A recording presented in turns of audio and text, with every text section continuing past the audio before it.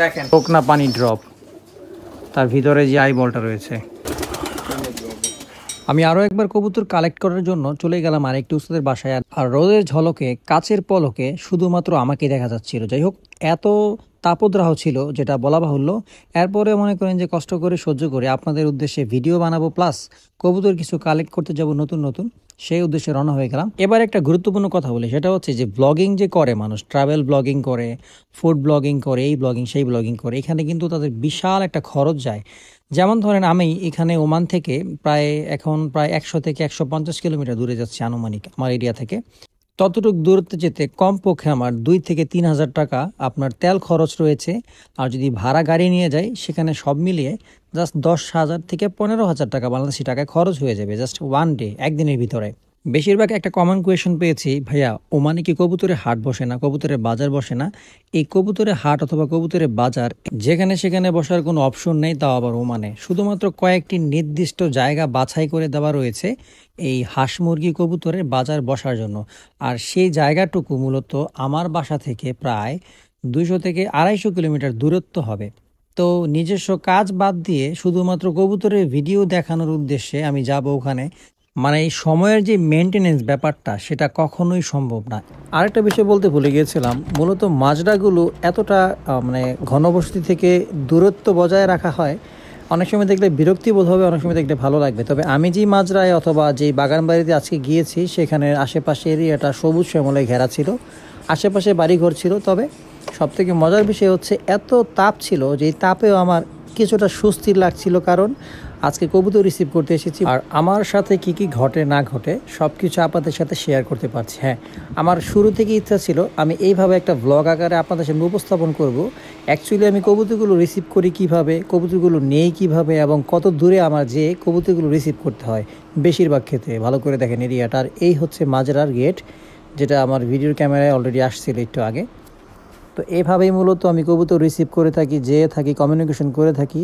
Instant দাঁড়িয়ে video কলে, audio কলে অথবা ভিডিও কলে আমি কবুতর দেখাই, এবং যারা নেওয়ার মানুষ রয়েছে তাদের জন্য সর্বোচ্চটা করে থাকি। এই হচ্ছে মেইন প্রসেস মূলত, যেভাবে আমি কবুতর লেনদেন আদান প্রদান করে থাকি। এখানে বাহিরের অনেক বুনো কবুতর চলে আসে অথবা কারো উড়ার কবুতর চলে আসে, হ্যাঁ এই মাজরায় চলে আসে অটোমেটিকলি, কারণ এখানে অনেক কবুতর আছে। এই কারণে আমি কখনো আজ পর্যন্ত ওমানের যে হাটগুলো বসে সে হাটগুলোতে আমি যাওয়ার সুযোগই পাই নাই।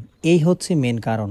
আর এই কথাটাও সত্যি, আমার হাটে যাওয়া অথবা হাট থেকে কবুতর নেওয়ার কোনো ইচ্ছাই কখনো ছিল না। শুধুমাত্র এই একটা কারণে আমি ওমানের যত বড় বড় উস্তাদ রয়েছে অথবা বড় বড় কবুতর বাজ রয়েছে অথবা বড় বড় ফ্যান্সিয়ার রয়েছে তাদের সাথে সখ্যতা করতে শুরু করি, এবং কি এই ভিডিও আকারে আপনাদের সামনে উপস্থাপন করা শুরু করি। এই লফটের ভিডিও আমি আরও একবার আগে দেখিয়েছিলাম, তবে এই লফটের সব কবুতর আমি একসাথে ভিডিওতে কখনো দেখাইনি। আজকে এ টু জেড এই লফটে কতগুলো কবুতর রয়েছে সবগুলোর ব্রিডিং লফটের ব্রিডিং কবুতর আমি আপনাদেরকে দেখাবো। তো ওয়ান বাই ওয়ান দেখতে থাকুন, আশা করি ভালো লাগবে।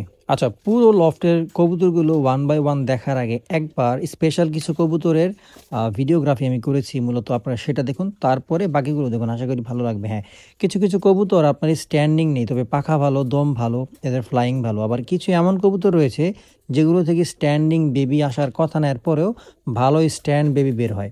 এই জিনিসগুলো আগে দেখি, আর তার বাসায় স্পেশাল কবুতরগুলো যেগুলো হয়েছে সেগুলো আগে দেখি, তারপরে এই কবুতরগুলো দেখি।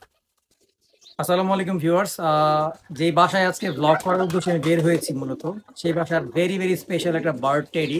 তার চোখটা পানির ড্রপের মতো। পানির ড্রপ আপনারা দেখেছেন, আজকে কবুতরের চোখের ড্রপ দেখেন, মানে চোখ পানির ড্রপের মতো। ভাই যেটা দেখা কবুতরটা,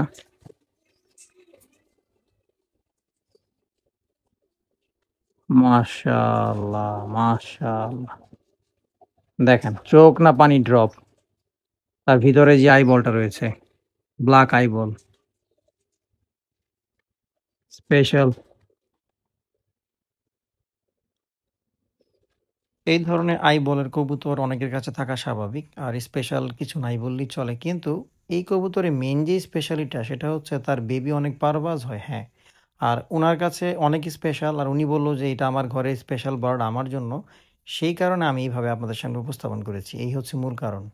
আর আপনি বিশ্বের যে কোনো লফটে যান, ওই লফটের কিছু স্পেশাল বার্ড থাকে অথবা যেই মালিক ব্যক্তিবর্গ থাকে তার পছন্দনীয় কিছু কবুতর থাকে, যে কবুতরগুলো সে মানুষের সামনে সহজে আনে না অথবা অন্যকে প্রদর্শন করে না। এক কথা, যাই হোক, আমি অনেক ফ্রেন্ডলি বিহেভ হওয়ার কারণে সে আমাকে স্পেশালি দেখালো যে এই যে আমার কবুতরটা আমার কাছে ভেরি স্পেশাল একটা বার্ড। অনেকের কোয়েশ্চেন থাকতে পারে আবার, ভাই আপনি ভিডিও এরকম ছোট স্ক্রিন করে কেন করেছেন? ছোট স্ক্রিন করার মেইন রিজন হচ্ছে, আমি যখন বড় স্ক্রিন করে ভিডিওগুলো করি অথবা কবুতরগুলো দেখাই, বেশিরভাগ কবুতরের ভিডিওগুলো ফেটে যায়।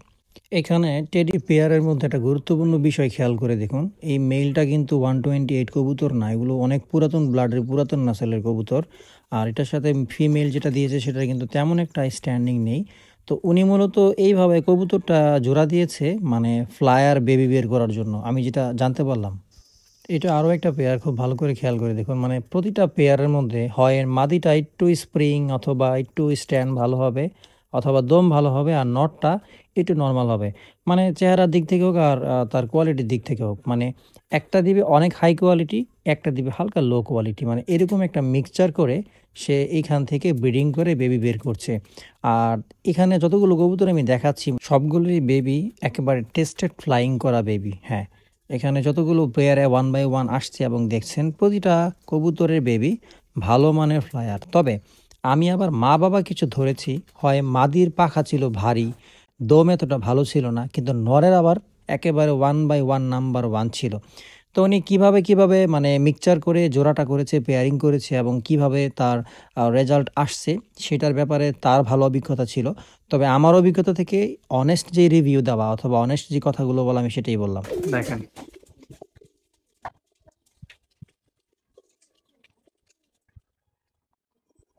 মাশাআল্লাহ, একটা ফিমেল বার্ডের চোখ শক করাই। ভালো করে দেখেন, মাশাআল্লাহ। জুম করেন,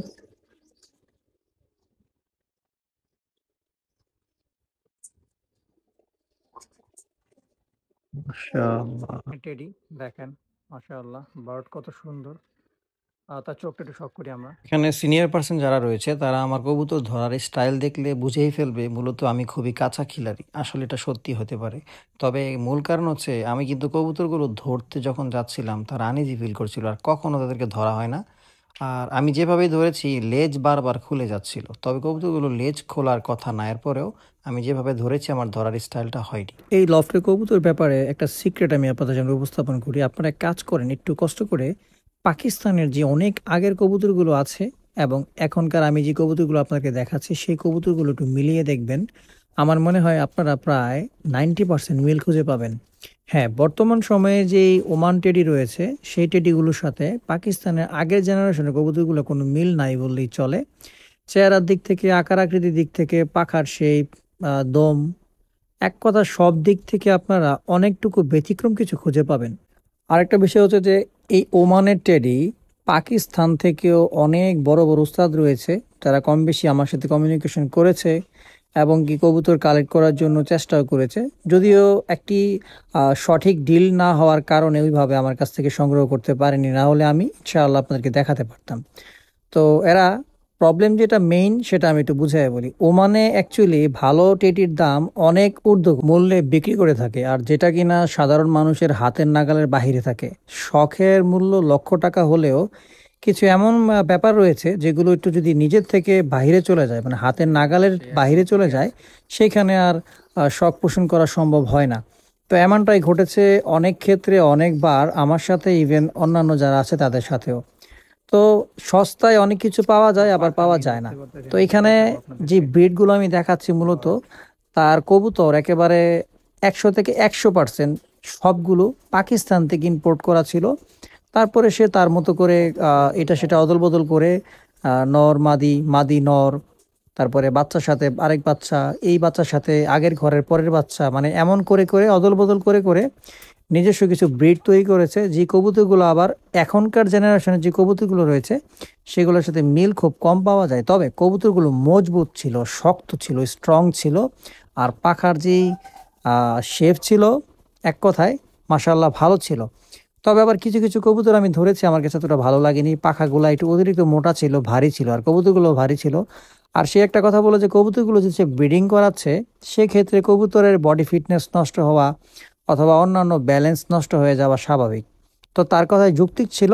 সেই জন্য আমি আর সকল কবুতর আপনাদের সামনে একবারে ধরে ধরে বলিনি যে এই কবুতর ভালো, এটা খারাপ, এটা ভালো, এটা খারাপ।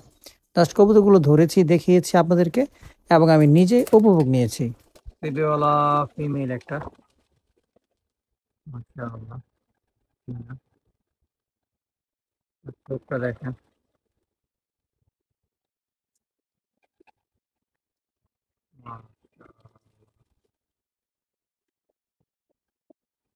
আরো একটা জিনিস আপনারা ভিডিওতে খেয়াল করেছেন কিনা আমি জানি না, একটা জিনিস ভালো করে দেখেন, তার এখানে কবুতরের ভাগ কয় ভাগে ভাগ করা। ব্রিডিং সেট আপে তার স্পেশাল যে বার্ডগুলো রয়েছে সেগুলো এক সাইডে ভাগ করা, এবং কি যেগুলো তার অনেক পুরাতন কবুতর, এই যে এখন যে ভিডিও দেখতে পাচ্ছেন এগুলো তার অনেক অনেক পুরাতন কবুতর, অনেক আগের জেনারেশনের। তো এগুলোকে এক ভাগে ভাগ করে রাখা, তারপরে তার কিছু বেবি বড় হয়েছে সেগুলোকে এক ভাগে ভাগ করা, কিছু কবুতর ফ্লাই করানোর জন্য রেডি করছে সেটা আরেক ভাগে ভাগ করানো। তারপরেও very very very expensive bird থেকে শুরু করে স্পেশাল যে বার্ড থাকে সেটা আরও একটা সাইডে রাখা, যেখানে আমি ভিডিও করার সুযোগই পাইনি। মানে সময় স্বল্পতা ছিল, তবে ওইখানে আমি প্রবেশ করার সুযোগও পেয়েছিলাম, ভিডিও করার অপশনও ছিল, কিন্তু আমি ভিডিও করতে পারিনি। তো আমার ভিডিওর উদ্দেশ্য এবং কথা বলার মেইন কারণ ছিল, অ্যাকচুয়ালি যারা এই কবুতর ব্রিড নিয়ে কাজ করছে তাদের এই সেট আপগুলো খুবই প্রয়োজন, এবং অনেকে রাখে করে। স্ট্যান্ডিং কবুতর যে একেবারে নিউ, মানে খুব নতুন অবস্থায় আমরা দেখছি তা না। টেডি কবুতরের মধ্যে স্ট্যান্ডিং কবুতর ছিল সেই শুরু থেকেই, ব্যাপারটা ফোকাসে আসেনি। যবে থেকে 128 কেটিএম আর অন্যান্য কবুতর যেগুলো বের হয়েছে, এই জিনিসগুলো যখন বিভিন্ন ইউটিউবার থেকে শুরু করে ইভেন আমি নিজেও যেটা করেছি, এই প্রমোট করেছি এবং কবুতরটা সবার সামনে সর্বপ্রথম তুলে ধরেছি যে এই যে দেখেন 128 স্ট্যান্ডিং দেখেন, পাখা দেখেন, পারভাস দেখেন, দম দেখেন। তো তখন হাইলাইট হওয়া শুরু হয় এবং কবুতরটা মোটামুটি সব জায়গায় অনেক বেশি চর্চা শুরু হয়ে যায়। মানে আমাদের মতো কয়েকটা মানুষের কারণে। অবশ্যই সোশ্যাল সাইট এর তার একটা অন্যতম মাধ্যম, এবং বিভিন্ন ব্রিডার যারা আছে তারা নিজেরাও। তো এই কবুতরটা কিন্তু সেই প্রথম থেকেই স্ট্যান্ড ছিল, কিন্তু ফোকাসে ছিল না। ফোকাসে আসছে জাস্ট রিসেন্ট এই 1 থেকে 2 বছর যাবত। এই 128 কেটিএম, তারপরে 150 অথবা 15, 10 নাম্বার, এই বার্ডগুলো কিন্তু অনেক আগে থেকেই ছিল, আমি আগে থেকেই বলতেছি। স্ট্যান্ডিংও আগে থেকে ছিল, কিন্তু ফোকাসে আসছে রিসেন্ট এবং খুব অল্প সময়ের মধ্যেই অনেক বেশি পপুলার হয়ে গিয়েছে যে কবুতর হইতে হবে এমন অমন। কিন্তু টেরি কবুতরের স্ট্যান্ডিং অনেক আগে থেকে ছিল। যেমন এই যে যেইখানে আমি ভিডিও করছি মূলত এই ঘরেরই কবুতর, আগের কবুতরগুলো আমি যখন ভিডিওগ্রাফিতে আপনাদের দেখাচ্ছিলাম, মানে যেখানে আমি গেলাম ওইখানে কিন্তু অলরেডি আগের ঘরের যে কবুতরগুলো ছিল সেখানে অনেক কবুতর স্ট্যান্ডিং ছিল, কিন্তু সে হাইলাইট করেনি অথবা সামনে আনেনি। তো এটাই হচ্ছে তার অন্যতম একটা উদাহরণ, প্রমাণস্বরূপ যে কবুতর আগেই ছিল এরকম, কিন্তু হাইলাইট হয়নি। আর এতক্ষণ যাবৎ এই বক্স বক্স করে যে আমি কবুতরগুলো দেখাচ্ছিলাম, এটা মূলত তার ব্রিডিং লফটের কবুতর, এবং এভাবে এভাবে সে সেট করেছে, কবুতরে জোড়া দিয়েছে, এভাবে বাচ্চাগুলো বড় করছে। সে এক বক্সেই প্রায় 2 থেকে 3 পেয়ার বাচ্চা নিয়ে নেয়, কোনো সমস্যা হয় না, মারামারি হয় না, বাচ্চাকে মারে না। আপনারা অলরেডি ভিডিওতে ভালো করে ফোকাস করুন, তাহলে দেখলেই বুঝতে পারবেন। তার বক্সেই 1 পেয়ার বেবি হয়, সেই বেবি আবার বড় হয়ে অ্যাডাল্ট হয়ে যায়, এবং সেটা বড় হইতে হইতে আগের ঘরের যে কবুতর ছিল সেগুলো আরও ডিম বাচ্চা করে ফেলে, অনেকগুলো কবুতর একসাথে হয়ে যায়। তখন সে কি করে, এখান থেকে বাছাই করে করে কবুতর নিয়ে ভাগ করে দেয়, আর যদি বেশি মনে হয় তাহলে বিক্রি করে দেয়। এখানে জনসিরা থেকে শুরু করে টেরির সকল ধরনের কবুতর ছিল, আর ফাইটার কবুতর, উড়ার কবুতর, স্ট্যান্ডিং কবুতর, সৌন্দর্য কবুতর, মানে সব কবুতর মিক্সিং ছিল, কিন্তু একদম পিওর পেয়ার পেয়ার করে রেখেছে, জোড়ায় জোড়ায় সেট করে রেখেছে, যেন তার ব্রিড অথবা জাতগুলা সে ধরে রাখতে পারে, কোনো নাসল যেন সে না হারিয়ে ফেলে। তার ঘরে আমি 2 থেকে 3 টাইপের সেবেওয়ালা কবুতর দেখেছি। এই যে এটা এক টাইপ সেবেওয়ালা, খুব ভালো করে দেখেন, সে বলে সেবেওয়ালা।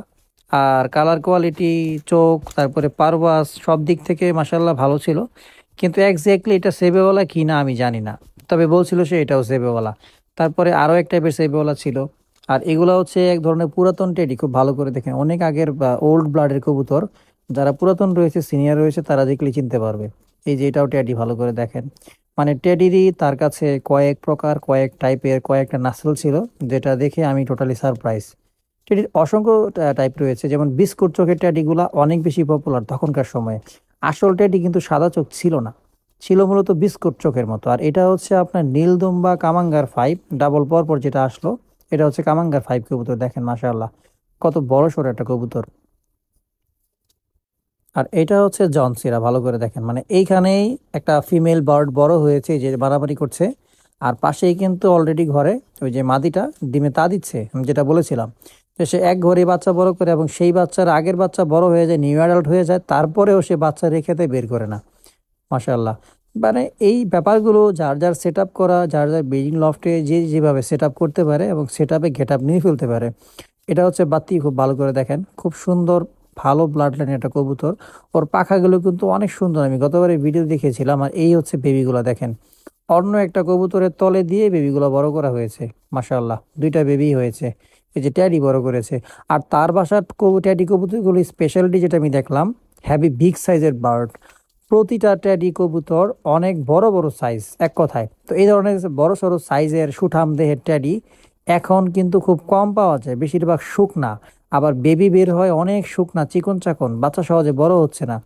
খাবারের ব্যাপার স্যাপার এবং সঠিক যত্নেরও একটা মেনটেনেন্সের ব্যাপার স্যাপার রয়েছে, যার কারণে অনেক সময় অনেক কিছু হয়ে ওঠে না। তো আজকের ভিডিওতে এই ছিল সম্পূর্ণ ইন টোটাল ডিটেলস কবুতর সম্পর্কে, এবং আমাদের উস্তাদের ব্রিডিং লফটের যে আহ, ভিডিও চিত্র দেখালাম। তো আজকের ভিডিওতে এখানে বিদায় নিচ্ছি। কখনো আবার নতুন কোনো চমৎকার চমক কিছু নিয়ে হাজির হব। সবাই ভালো থাকেন, সুস্থ থাকেন। আসসালামু আলাইকুম, আল্লাহ হাফিজ।